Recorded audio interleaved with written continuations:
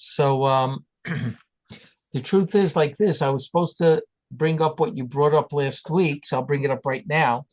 Um, it is almost already time, but you brought up the Gemara in Baba Kama that says someone who wants to be a Haiman de Boy Leos Chasida, right? So I think the Gemara says over there, L'kaim, something like L'kaim Mili de Chasida, the Nezikin, right? So you brought up, according to Reb Yaakov, I just wanted to sort of explain what you were saying there. You were according to Reb Yaakov, it sort of makes sense because normally we look at that Gemara, we don't know exactly why Nezikin leads you to be a chassid. The Gemara says l'kayim mili de avos. That makes sense. L'kayim mili de avos. Avos is beyond the letter of the law. You want to be a chassid, you go beyond the letter of the law. That's the concept of chassidus. Is to go. Chassidus in the original understanding, right? Is go beyond the letter of the law. Is midas chassidus. But according to Reb Yaakov, it sort of makes sense because the whole concept of, not the whole concept, but in other words, the aspect that's godly in the Mili de Nezikin, right? That aspect that's godly has to do with the idea that God created the world and he makes the rules and nothing really belongs to us, right? So if you want to be a chassid and be mavater on your money, right? Because that's also a form of chassidus, being mavater on your money, going beyond the letter. So then you should learn Nezikin, because Nezikin is based on this whole idea that the money doesn't really belong to you. So if you're chayiv, it's not your money anyway. So you're not giving up very much. That in itself, that a person's willing to do that, shows he's a chassid, that he's taking that idea, serious, that Reb Yaakov brought out, right? The idea of why Eved Ivri has Sheva Shanim and why the land doesn't really belong to us. It goes back by Yovel and so on and so forth. That all is based on Ma'aseh Bereishis, which Rabbi Yaakov said, actually Rabbi Yosef records it in a footnote, but it's very important over here that Rabbi Yaakov said, when he spoke about this, he always said that he's not at all certain that a Ben Noach has to believe in Ma'aseh Bereishis. He has to believe in God, right? And that God gave, rules. But he doesn't have to believe in Ma'aseh Bereishis. And therefore, the guy, since he doesn't have to believe in that, he's not shaykh to those mitzvos, even though they look like mitzvos mishpatim, but he's not shaykh to that because a lot of those mitzvos are based on Ma'aseh Bereishis, on knowing what Ma'aseh Bereishis. That's part of the mitzvah. That's the Ben Olam Makom of that mitzvah, which he calls it the shiluv of Ben Olam Makom and Ben Olam Chaveru in these mitzvahs. And that's why the guy is not mechuyev. The guy is not allowed to keep Shabbos, since he's not allowed to. Since he doesn't have an obligation to figure out that God created the world, so he's not shaykh to Shabbos as well, right? And that's Eved Ivri going out in 7 years, also shaykh to Shabbos, and Yovel is shaykh to Shabbos. All these are shaykh to Shabbos, and the guy is not really shaykh to. But when he wants to become a Jew, we have to now test him to see if he believes that. Because you can't be a Jew without believing that God created the world, because all these mitzvahs are going to be very relevant to it, right? So you have to believe that God created the world. That's already in our Torah. God is not obligated to learn Torah, right? But he wants to become a ger, he's going to be obligated to learn Torah. You start with Ma'aseh Bereishis, and of course, you have to see if he's willing to understand that. How do you test it? You test it not by saying to him, do you believe God created the world? That's no trick.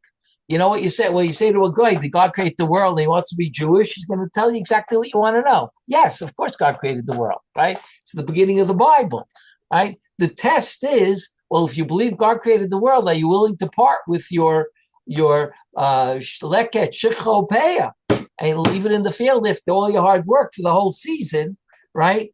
So now we have to, that's the real test. Real test is not putting, we always say literally, putting your money where your mouth is, so to speak, right? It's easy to talk about it, but once you have to start giving, that becomes very difficult. But since the giving of Leka Chikhu Peah has to do, according to Reb Yaakov, with Brias Olam, that the stuff that you grew in the field is only yours relatively, right? That someone can't steal it, but it's not really yours. God gave it to you. And therefore, if God says you have to give it away to an ani, you have to do it with a smile. You have to do it with like David HaMelech said, Belev Shalom, right? That Jews did a Belev Shalom, and he was very impressed with it. So Because that means, it has to yeah. be specific things like peah or shichacha. Because I'm just thinking, I think like Catholic priests, I think they take like an oath of poverty, like they don't own anything, you know. Oh, really? I think, but Like I the Kohanim.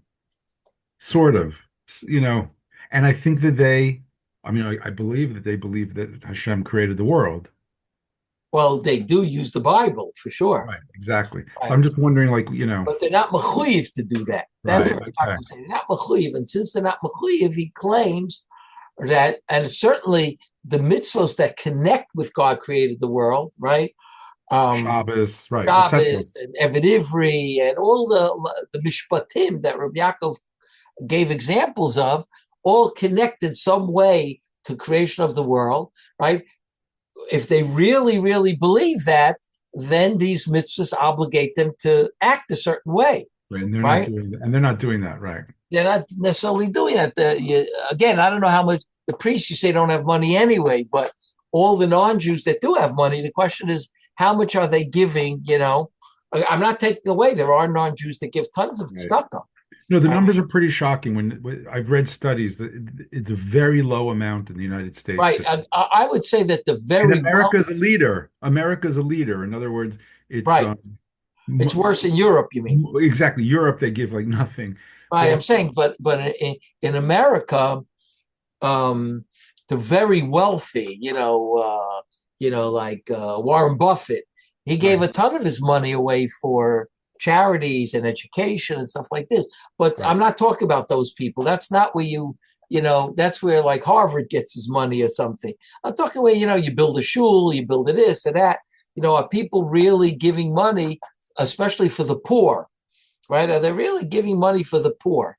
I mean, you see that the nuns do get involved with the poor, but more volunteer themselves rather than the money because they don't have the money, right? right. But you don't What's really amazing is in find that type. Brooklyn, the Met Council has massive, and I saw this in Queens during Corona, but in Brooklyn, it's every week. They give tons and tons of food away in Who soup kitchens, Jews the and to nuns, Goyim. It doesn't matter. You come in, you get a meal, you can take home. and this is through the nuns. No, this is Jewish. Jewish, yeah. Simply unbelievable. Massive numbers, massive. Yeah, and the truth is like that in Israel also. When it comes to food, there is no starvation in Israel. I mean, they'll advertise that their refrigerators are empty. They have advertised. You open up the fridge, there's nothing there, and then they call you up to give some money, right? But the truth is, I'm not disagreeing. I'm not denying that the fridge is empty, but no, there's no starvation. I don't know if you know that when I came to Israel in 1977, Israel was on the list, not all of Israel, Aza, the Arabs, and then the north, Chatzor, Kiryat Shmona, Chatzor were on the list of a non-Jewish charity that gave money to poor children and poor families. Save the Children, it's called. I don't know if they're still around, right? But after a few years, Save the Children realized there is no famine in Gaza. There was a problem, but in Chatzor there was no problem. They were taking the money, but they didn't really need it for the food, right? So we don't have that really in Israel. We don't have it in America either. That's the truth. People are poor. There are Jews that are very poor, but to say they don't get a meal, if they let people know they're going to get a meal like they wouldn't believe, Right. they get really, really good meals. So, I mean, that's the Jewish world is a very charitable world. And even the Haredi world, which is not which is not as wealthy maybe as maybe the modern Orthodox world or the conservative reform world. I'm not sure. There are very wealthy people there, but standardly, they're still giving a ton of money, those guys, who don't really make so much money, But so, yeah, there's no question that there's a difference. And that's what we're testing the non-Jew on. I just want to finish off today with, there's a small paragraph that Reb Yaakov now answers up. Reb Yaakov has three different approaches to why we read Megillat Ruth on Shavuos. There's three different approaches to it. One of the approaches I heard from him.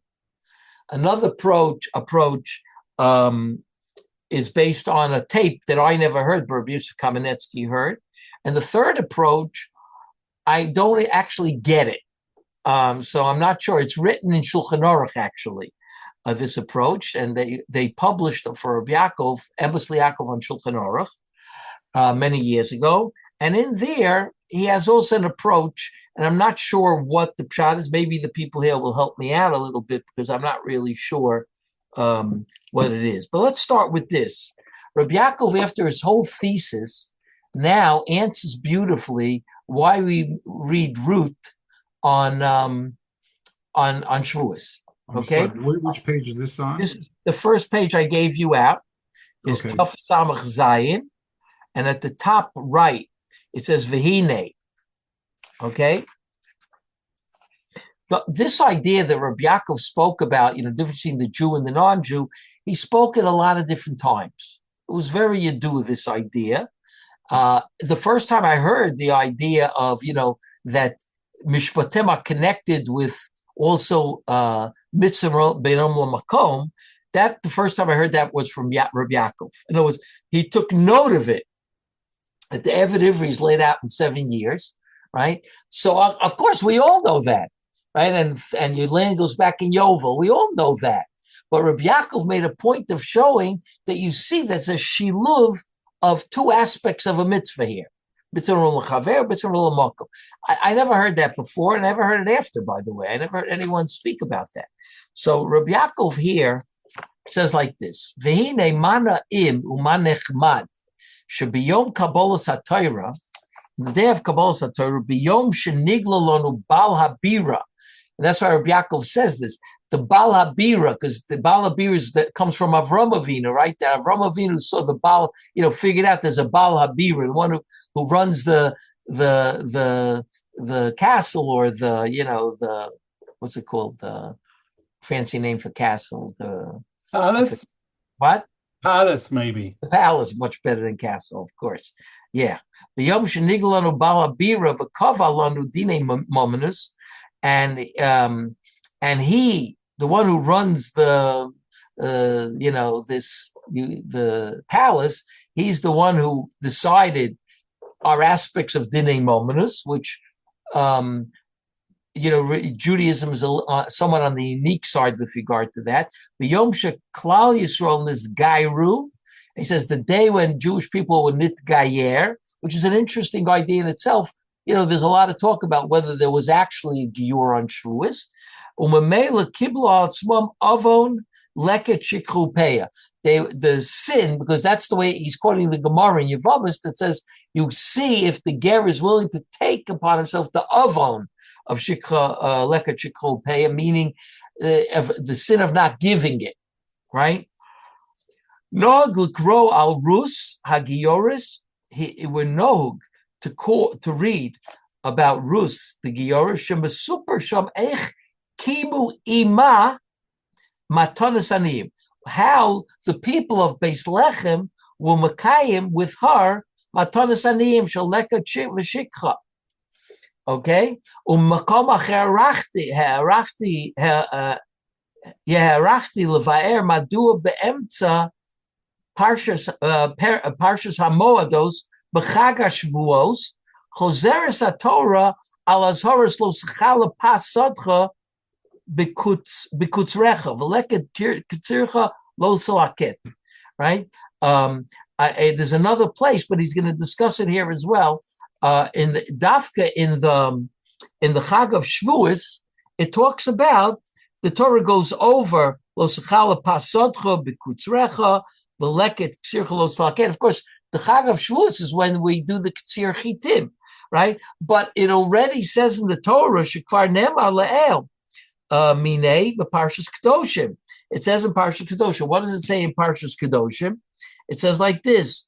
In Parshas Kedoshim, it says, "Ubekutzrechem es ktsir artzachem lo sechala pa'asodcha liktor v'leket ktsircha lo salaket v'karmecha lo soleh uperet karmecha lo salaket la'ani v'lager tazovosam." So you already have the parsha of leket and shikcha in the beginning of Parshas Kedoshim. And then again in Emor, right? It repeats the parsha of Leket Shikopev Dafka, not by Sukkot and not by Pesach. It lists it by Shavuos, right? What does it say over there by Shavuos? It says Usfartem, the parsha Usfartem Lachem Mimochras HaShabbos B'yom Haviachem Es Omar Tnufa Sheba Shabbosos Tmimos Tiena. Okay, and then you bring korbanos there, right? Vasisem is series zimachad lechatas v'shtei chvasim b'nei lezev shlamim ve'nifa kohen osam alechem abikurim tenufal lefnei Hashem al shtei chvasim kodesh yu laHashem lekohen ukrosam be'etzem hayom hazeh mikra kodesh. This is Shavuos. Komelechas avodah lo sasu chukas olam b'chol moshvosechem dorosechem. It is a chok, meaning it goes every year. B'chol moshvosechem dorosechem. These karbanos ukrosem be'etzem hayom hazeh mikra kodesh lechem komelechas avodah lo sasu. Ubekutzrechem it's ktsir artzachem lo sechal paas sadcha bekutzrecha v'leket ktsircha lo slaket la. Okay, it puts it into the parsha of Shavuos. It puts it all of a sudden like a chiklopeya. Like, what does it have to do with Shavuos?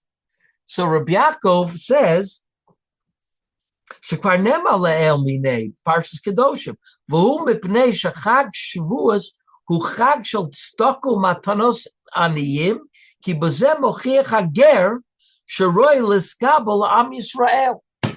Because why is it picked to put it in Shavuos? Because Shavuos is the time that we became, according to Reb Yaakov, Jews. And how do you mochiach that you're ready to be a Jew? One of the ways the Gemara in Yevamah says that the Beis Din asks him if he's ready for Leket Shechupeh, B'zeh mochiach hager sh'roy l'skabel la'am Yisrael. So basically what Reb Yaakov is showing over here is that since it's put in Shavuos, and Shavuos is a time when we went to the level of Gerus, of getting the Torah and becoming, being mitgayer. That is the source of the Gemara in Yevamos.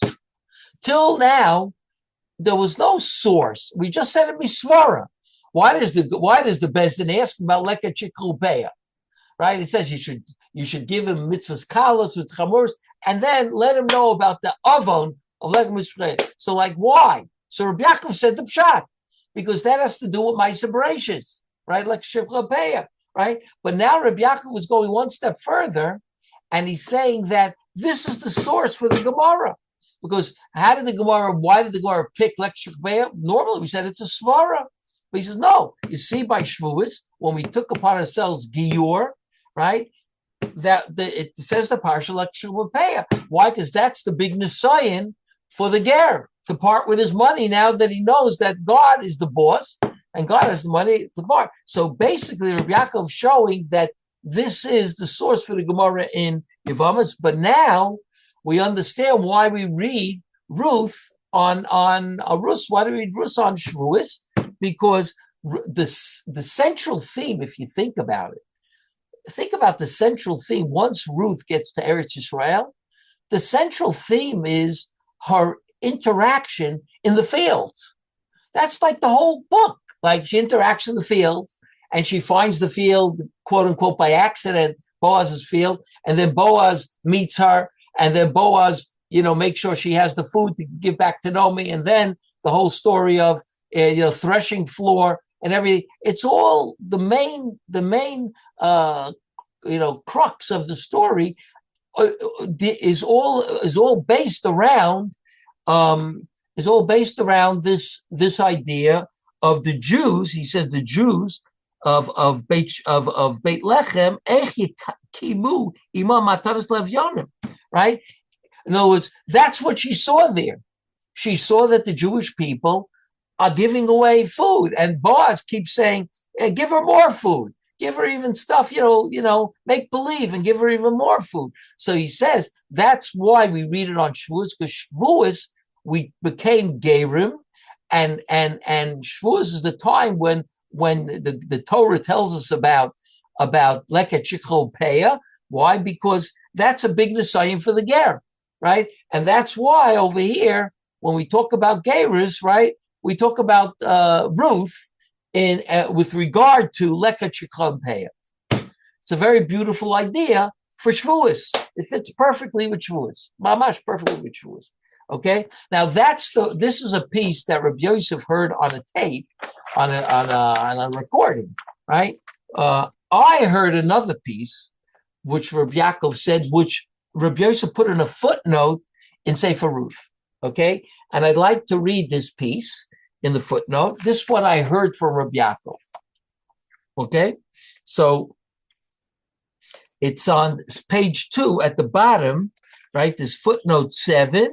And it goes over to page 3, right? It's a pretty long footnote. And he says like this: Ba'ofen acher, in another approach, Amar Rabbeinu sheshmuel hakosev shel Sefer Ruth, madgish ki hayezeh b'mei shvot hashoftim, lomar bazeh shesefer zeh hino cheluk min achasima shel tkufas hashoftim. Shmuel wrote Sefer Shoftim, and he starts it out, Vayi b'mei shvot hashoftim, Vayi rav ba'aretz, right? Why does he do that? Why does he start out and tell us when it happened? To say that this Sefer is the chasima, the closing of the period of the Shoftim. Kolomar, shetkufa nechtemes b'zeh shegdol hador osef umesakem et kol hakora shel tkufas nechtemes, that a period is ends, is chotem, right? Nechtam, right? It ends in this, that a Gadol Hadar, right, takes together and gives you a summary, right? All that happened in Tkufas in the history that happened in that Tkufa, and that's what Sefer Shoftim is, right? He wrote Sefer Shoftim. The whole Sefer Shoftim was the Tkufas HaShoftim. Now, Rabbi Yaakov is saying over here that in the time of Tanach, there was always a klal. If you want a tkufa to end, you got to write a sefer. Okay, like he shows over here. Kamosha Ravashi Ravina Chatmu Tkufas Hamarayim B'Sida Rashas. When they set up and organized the Shas, that was the end of the Tkufas Hamarayim. For Yehuda Nasi Chatamet Tkufas Hatrayim Alidei Sidra Mishnah.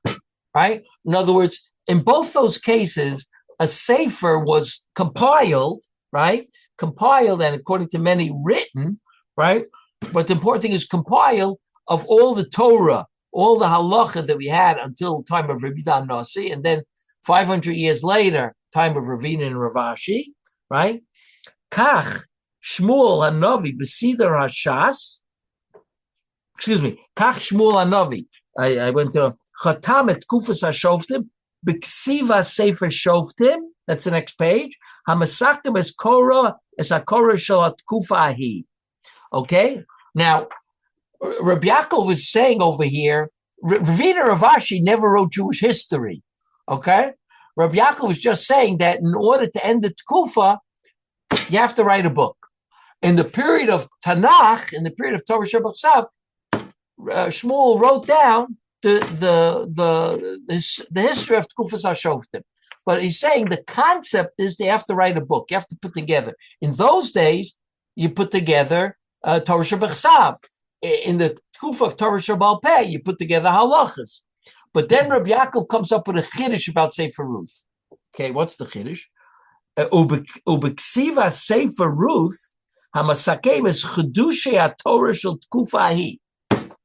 He says Sefer Ruth is comparable with Ravina and Ravashi and Rabbi Yehuda Hanasi.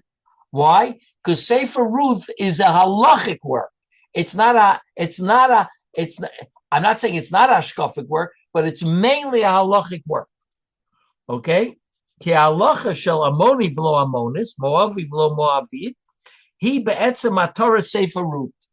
If you look at what is the goal of Sefer Ruth, he says, if you look at it, it's to allow Ruth to come into Klal Yisrael and eventually have David HaMelech through Hadorot, right? So he says that's the whole idea, right? The Hainu Sefer Ruth hu masha hayom korum shailos uchuvas. Okay, nobody does this before. Reb Yaakov claims that Sefer Ruth is a shaila and tshuva, right? Today we call it shutim, right? But Sefer is that. Why? Kasher ha-sheila mutzeges batchala u'behezra mayu anesibos amiyuchados she'viu moavia lagil Klal Yisrael. In other words, they're bringing up the shaila of how did a Moabite woman get to Klal Yisrael? How did the shaila come up? Is she Jewish or not? Not she Jewish, not Jewish. Can she come into the Klal? She not come into the Klal, to come into Kahal, I should say. Right? Can she come into the Kahal or not? Sharei kasher b'nei Yisrael yoshmal ad mosam ain't sheila kazos yichol likros ki ma lahem l'moavim l'klal Yisrael. In other words, how would this happen? How would the Jews, right, come to a shaila of, can you marry a Moabite woman? In the Torah it says, lo yavo amoni miyavi b'kahal Hashem, right? What about a Moabite woman? That l'chorah is included in that. Moabite man, Moabite. So how did the shaila come up? So it tells you how the shaila came up, right? There was a shaila that came up because there was a famine in the land. And for the first time, someone made Yurida, right? We never find Jews making Yurida in those days, right? Do you know any Jews that, moved to Lita or moved to Russia or moved to England or to the United States? The United States, you certainly couldn't move. You'd have to share with the Indians probably if there were. But do you ever hear Jews moving out of Eretz Yisrael? The first time we hear about it is Elimelech and his family. They go make Yeridah to Moab, and their kids intermarry, right? And now the shaila is, one of them comes back with Nomi. Now what do? That's probably why they didn't even remember what the halach is, because how many years are the Jews in Eretz Yisrael by now? Could be, at the time of Boaz, about 400 years. Okay, could be about 400 years already. Okay, in time of Yiftach, which some say Boaz was after Yiftach, right? It was already close to 400 years that they were in Eretz Yisrael. Okay, so 400 years, did no one ever raise the shaila of like, are you allowed to marry a Moabite woman? Now all of a sudden we have so many shailas like this that don't come up because we haven't worked on it for years, because it hadn't been relevant for years. Okay, and then all of a sudden it comes up, and now we ask the questions. Are you allowed to do X, Y, and Z, or not allowed to do X, Y, and Z? Yeah, and then you have to go look up all the Makairis because you don't remember exactly. Like, what is it? Probably before the different kolalim opened about bringing karbonas, the brisk kolal that learns kachim, and there's other kolalim in the Dati Lumi world, the Chardal world learns kachim today, right? They started learning kachim, but until then, people really didn't learn much of kachim. They learned it, like if you call it daf hayomi, they learned it quickly, but they didn't learn to be. No yeshivas ever learned kachim, right? So Gedolei Torah knew the whole shas, but they didn't know it as good as some of the people today. Because today they learn it mamish be'in, and it's relevant, right? Same thing with Zrayim, right? The Chazon Ish started learning Zrayim when he came to Eretz Yisrael. I mean, he knew Zrayim before, but he started learning it halacha l'maisa when he came to Eretz Yisrael, right? And in Eretz Yisrael, Reb Shlomo Zalman Auerbach really knew Zoroim inside out. I'm not sure the Gedolei Torah an American. Ramosha Feinstein, I have a feeling, knew it because he knew everything, right? But my grandfather also used to chazer Zoroim all the time, all the Mishnayos of Zoroim, all the time. It was part of his Mishnayos, he would chazer. And even the Ramosha Feinstein probably chazer the Yerushalmi. My grandfather didn't chazer so much Yerushalmi on Zoroim, but Ramosha chazer the Yerushalmi. So he does answer questions that people bring up about, Trumas and Maishus in the Igros Moshe. But if you take a look what Rav Shlomo Zalman deals with, it's much more intensive than what Rav Moshe deals with, right? So those are like shayla. So this shayla of this woman who came to Eretz Yisrael, now we don't know, can we intermarry, not intermarry, right? That became a shayla because we just simply don't remember. If we heard at Sinai that Moshe said, Moavi v'lo Moaviyah, Amoni v'lo Amoni, right? We don't remember that because it wasn't gone over for many years. It was oral, so we don't really know, right? Why tell it like a story, though? Like, I'm not saying the story is not true. There's a true story, and from it we have this Shaila and Shuva. But why not just make it like Mishnayos or something? So what? That they can marry, they can come into the Well, kahal. in other words, the Torah at that time the oral law wasn't yet organized. So telling us, joining it to a story, I was just thinking maybe it's a good way for people to remember also. But right. In other words, there are, if you look in Tshuva Svarim, Ramosha half the time doesn't bring the whole story because it's long, right? There's sometimes the story could be half a page. Right. This happened and then that happened and this happened, right? And that's how you get the Shaila. So it does tell a story. There are, I would say, even thousands of responsa where there's not just one or two lines, this is the Shaila, but there's a whole story that happened. I remember in Litta, in Sitavyan, where my grandfather was the rabbi, he went for a meeting in Kovna in the summer. And in the summer, Sitavyan was like the Catskill Mountains. People used to go there for vacation, for dacha. They used to go there because it had lakes and it had a lot of woods and it had people used to rent out their houses, their rooms in the houses. So they would go there. The more well-to-do Jews would go there so Reb Yaakov went away and he comes back and someone says, the one guy, they were the youth were drinking, Jewish youth were drinking beer, and then one guy proposed to the other woman. He gave her a ring and he said, and you want to know if it's if it's kedushin or not. They claimed they were just kidding around. All right, I want to know if it's kedushin. So I saw Reb Yaakov writes to the Rokachover. Reb Yaakov had a approach, right? I think that his approach was that it's not a kedushin, but he wanted to check with the Rokachover. Now the Rokachover was almost a guarantee that he would answer you. Rabbi Yosef Rosen, other Rabbanim were very busy. So, you could get a letter from the Kovner Rav 3 months later, he was so busy. But the Rokachover answered on a postcard very quickly, okay? And I saw that Reb Yaakov writes him the whole story. It's mamish like a Megillat Ruth. It's like a whole story that he writes him and why he thinks that there's no Kedushin. That's already the tshuva. And then Rabbi Yosef Rosen, if I remember correctly, agrees with him about it. And they published it. I don't remember where, but they published this Reb Yaakov's, postcard, his question, and what he wrote to the Rokachover, what the Rokachover wrote back. Okay? So the point over here is, that's what Reb Yaakov was claiming. This is a shut, right? Why does he want to say that? Because he feels that a tkufa doesn't end unless you gather together the Torah that was mitchadesh in that tkufa. He says, what was mitchadesh in tkufas hashoftim, right? This halacha was mitchadesh in tkufas hashoftim.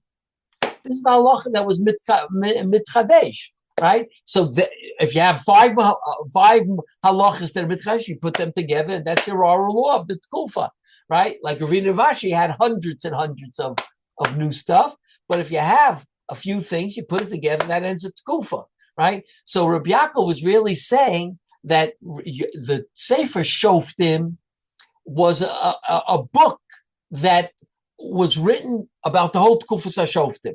But Sefer Ruth is from the halachic aspect ended Kufas HaShoftim, because that was a gathering up of, right, a psak halacha, right? What's the psak halacha? The psak halacha is at the end, right? And don't ask me why didn't he write it like Ramosha wrote the psak halacha, whole shtickle Torah, right? In those days, they probably didn't write like that. They wrote that if I want to give a gushpanka, if I want to give a seal of that it's mutter, I'm going to write from Boaz came, this one, and then Yishai, Noli Holida David, right? So that's already the kashrus that he wrote. He was machshir malchus based of it, because again there were people who asked questions about it, right? So that was a Shiloh tshuva. That's what he says over here. Kasher ha'sheila mutzagas betchilu v'hesber mayu nesibos ha'miyuchados she'eviu mo'aviyah lagia l'klal Yisrael sharei kasher b'nei Yisrael yoshua al admosam ein sheila kazos yichol l'kros kimal lahem v'lamoavim l'klal Yisrael. What do we have to do with the Moavim? We're not going to marry out, right? But the truth is that they did marry out, but they married out with the Canaanites over there. They didn't marry out with the Moabites. But tshuva he achros Boaz. And the tshuva is that Boaz goes up to the Beis Din, right? And the Ploni Almoni doesn't want to marry her. And the Brisker Rav says because he was afraid that people would ask, like, people would say, well, you married a puzzle, the Lavol B'Kahal, right? Pen Ashkis is Nachalotzi. Brisker Rav learns that I'm going to destroy my Nachala because the children that come out of Ruth, no one's going to accept them. Right? That's the way the Brisker Rav learns. So Reb Yaakov was right. Shuvi achras Boaz. Boaz made achra, right? Ayin, the Sefer Shorish Yishai, Reb Shlomo Alkabetz. Shlomo Alkabetz, everybody knows from the 1500s. He made the L'chadodi, right? He made not just the whole, the whole Kabbalah Shabbos, right? He made, right? That we have now today. Shemevi came back Damaso b'shem Reb Shmaya who ikrit. He says in the name of Reb Shmaya me ikrit, right? That this idea that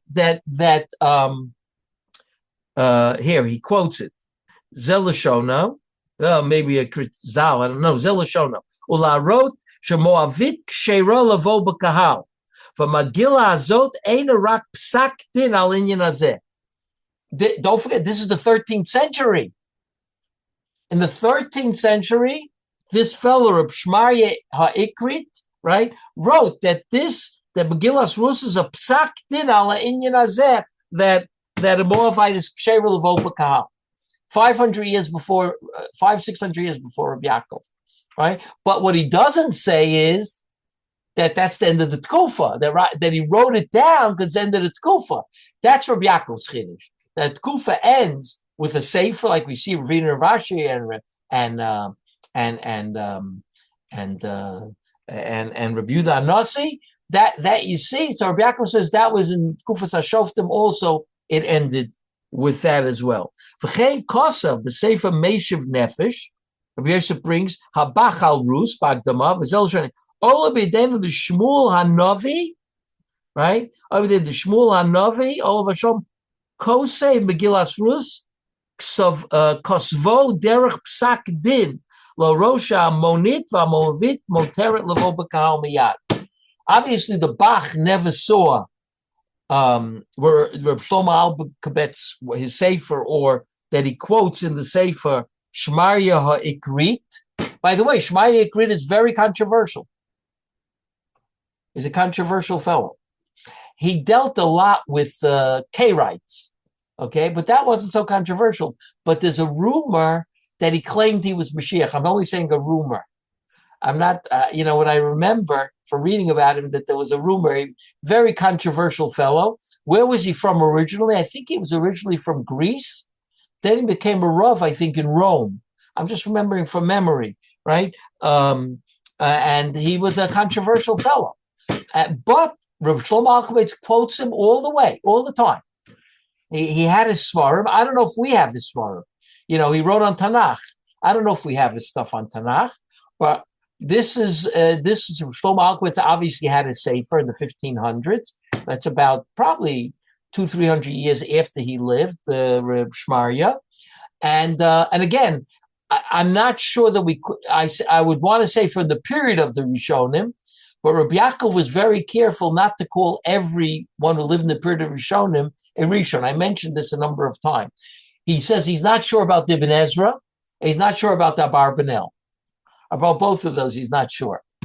I actually found a place where the Abarbanel is the Rabbi Yosef Cairo in the Kesef Mishnah says he remembers the Abarbanel sitting in the Beis Medrash in Spain dealing with the Shaila. So I said, do you see that he was a Chacham Talmudi, not just a philosopher and not a Baal Tanach, right? But Rabbi Yosef didn't accept it. He said that, yeah, he's sitting in the Beis Medrash. Okay, there are plenty of Balabatim sitting in Beis Medrash, right? To be a Rishon, you had to already be a Musmach that Torah Shabbal Peh is coming out of you, right? That's the next generation of Torah Shabbal Peh. So Reb Yaakov had to suffer about the Abarbanel in the Ben Ezra, and I don't think we have anything from him in Halacha as well. It's all on Tanach we have, or philosophy that we have from Reb Shmayo Ikrit.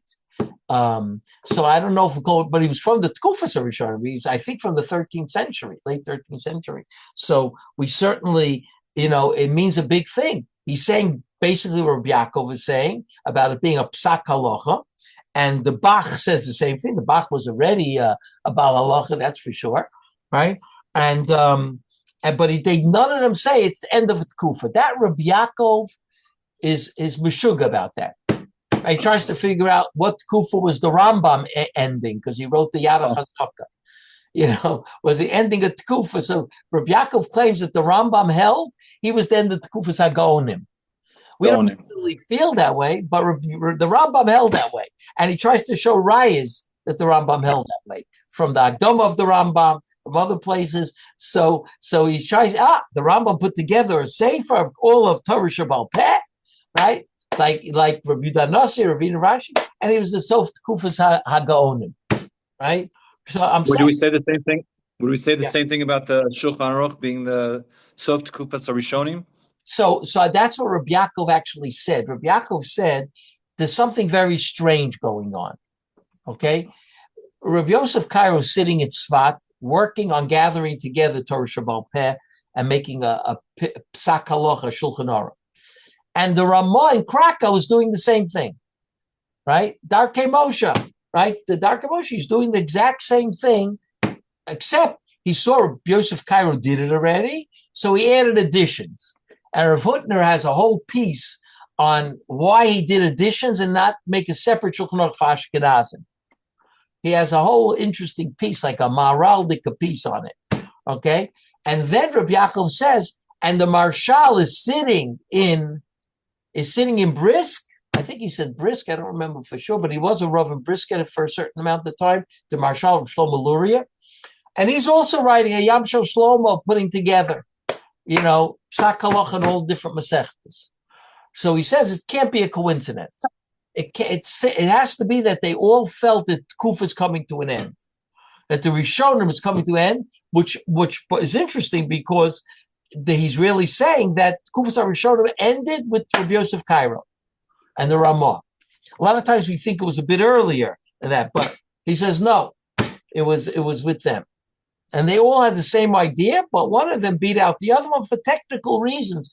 But the fact that they all felt that they have to gather together all the Rishonim from the period of like the 11th century all the way to the 16th century, 500 years, means that they thought, that's what we do. We have to gather together all the Piskei Halacha of the Rashba, of the Ramban, of the Bali Tosfos, and the Rosh, right? Have to gather it all together and make a Shulchan Aruch, which that's what we did. So then I said to Reb Yaakov when he told me that, I said, so when the Mishnah Brura put together, or the Aruch HaShulchan put together, so is that the end of the Kufas HaAchronim, right? Because we're after the Rabbi Yosef Cairo and Ramah, like the Mogen Avram, they're called the Gedoli Achronim, Mogen Avram, the Taz, the Bach, right? They're all called the Shach.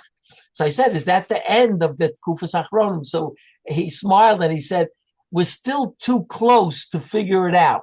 That was too close to that tkufa. But eventually, maybe that will be, and will be called something else. Will not be called achronim. What? Kufat Rosh Yeshiva. Rosh Yeshiva, maybe that's what it'll be. Kind of Rosh Yeshiva, right? But or it'll be achronim. I don't know, but Reb Yaakov wasn't willing to say that it's a new tkufa after the Mishnah Berurah and the Aruch HaShulchan, right? Even though there's still people like writing Shulchan Aruchs, right? They're writing. It looks like it's a door where they are gathering things together. Encyclopedia Talmudis is gathering all the different inyanim together and putting it. No one ever did that before. It started, I think, in the 1940s, but that could be the new tkufa, of gathering things together, and then we're able to go for a new tkufa already. That's what Reb Yaakov says, and that's this idea of it being a psak din and the end of a tkufa. Okay. Now the last page is Reb Yaakov on Shulchan Aruch. Okay, and as you know, in Shulchan Aruch, there's a place where the Ramah talks about reading the Chamesh Megillot, right? That on Chol HaMoed we read Chol HaMoed Pesach Shir HaShirim, and on Shavuos we read Ruth. And by the way, I never knew that until I came to Israel, right? That the Sephardim have no idea about this. When you tell a Sephardi that you read Ruth on Shavuos, he thinks you're a nutcase. We think Shir HaShirim on Pesach. He says, I mentioned to a Sephardi a few years ago when I moved to Givat Zev. I was speaking to him. I said, we read Chol HaMoed Pesach. We read Shir HaShirim. So he goes, we read every Shabbos. Right? But he wasn't with yachas to what I said. You read it once a year. We read it every Shabbos, right? Every Erev Shabbos they read it, right? But I was trying to tell him that on each of the Sholosh Regalim, we read one of the Megillot, right? We read the Koheles on Sukkot. They have absolutely no clue about that, okay? You tell them, if they're sitting in an Ashkenazi minyan on Chol HaMoed, Shabbos Chol HaMoed, and, Ruth, you can have the patience for Shir HaShirim. Then all of a sudden you get like 12 chapters of Koheles, and they're not short chapters. That he's going to have a meltdown. There's no question about it. If he happens to daven in a Ashkenazi shul, it'll be the last time he ever davens there. That's for sure, right? So Reb Yaakov quotes here the Ramah, "V'no galoma Ruth b'Shvuos," right? Ruth we say in Shavuos. Now here, I don't know. It could be this is from a Ksav Yad of Reb Yaakov. I don't know. He doesn't mention that he got it anywhere else. So I'm assuming it's a Ksav Yad, but I really don't understand it well. So maybe someone can help me out.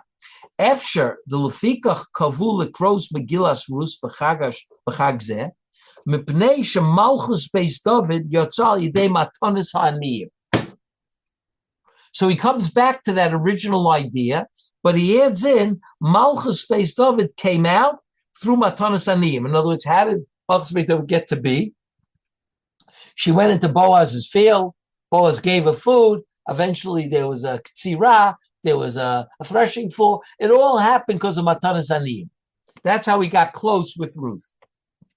V'chein matzina b'kra shedgish sham. The Hemabo base lechem b'tchilas ktsir sa'orim. V'achar kach the tidbak benaros Boaz lilkot ad close ktsira sa'orim uktsira chitim. Right? Again, Rabbi Yaakov was correct about this, that it seems to be a real theme in the Sefer that we're talking about the ktsira sa'orim, the ktsira chitim, right? It's the background of the whole book, basically. Once you get to chapter Bet, okay. Umatzina b'Sefer Vayikra b'Parshas Chag HaShavuos achashamra Torah lavi shtei halechem ukriyas mikra kodesh b'bitul malacha lo matzina rak din pei of a leket. In other words, we only find the only halachas we find is that you have to leave leket and no, it's this bittul malacha on Shavuos, right? And that you bring the korban shtei halechem of the chitim, right? And all you find after it's in the rock pay of leket. It's a very strange thing. Right?